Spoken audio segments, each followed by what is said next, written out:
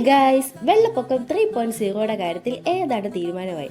2 ദിവസം വീട്ടിലില്ലാതിരുന്ന സമയം നോക്കി വെള്ളം ഫുള്ള് പറ്റി. പെട്ടെന്ന് വെള്ളം ഇറങ്ങുമ്പോഴേ പേടിയാണ്. അതുപോലെ തന്നെ പെട്ടെന്ന് കയറാനാണോ ദൈവമേ. ഇതാണ് വീടിൻ്റെ അവസ്ഥ. ഫുൾ അഴുക്കായിട്ട് കിടക്കുവാണ്. ഇനി ഒന്നേന്ന് തുടങ്ങണം പണി.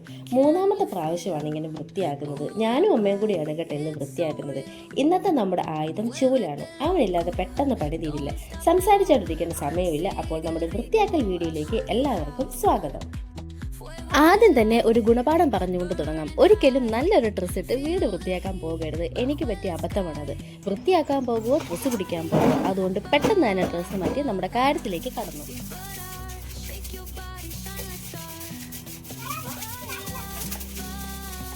വിചാരിക്കുന്ന പോലെ അല്ല കേട്ടോ, നല്ല പാടായിരുന്നു കഴുകാൻ.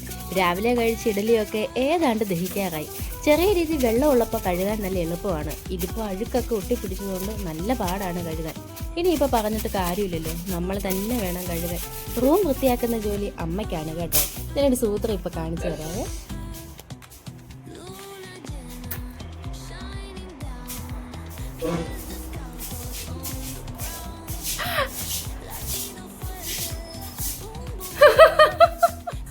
അമ്മ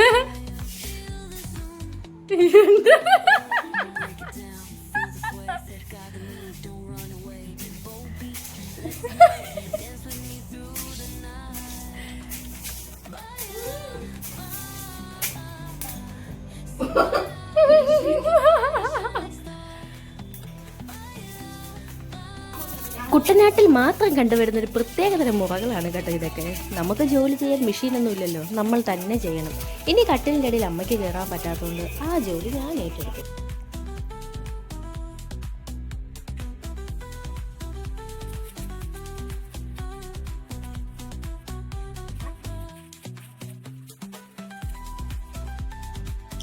അങ്ങനെ ഏകദേശം 2-2.5 മണിക്കൂറിൻ്റെ കഷ്ടപ്പാടിൻ്റെ ഫലമാണിത്. ഏകദേശം എല്ലാം വൃത്തിയാക്കി, വീടും പരിസരവും എല്ലാം വൃത്തിയാക്കി സമാധാനമായി.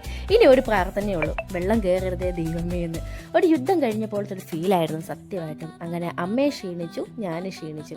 അപ്പോൾ ഇത്രയുള്ള ഇന്നത്തെ വീഡിയോ നിങ്ങൾക്ക് ഇഷ്ടപ്പെട്ടെങ്കിൽ പ്ലീസ് സബ്സ്ക്രൈബ് ആൻഡ് ഫോളോ, ലൈക്കും കൂടെ ചെയ്തേക്ക്. പിന്നെ നിങ്ങളുടെ അഭിപ്രായങ്ങളോടൊന്ന് പറയുക. എന്ന് നിങ്ങളുടെ സ്വന്തം കുട്ടനാട്ടുകാരി. ബൈ.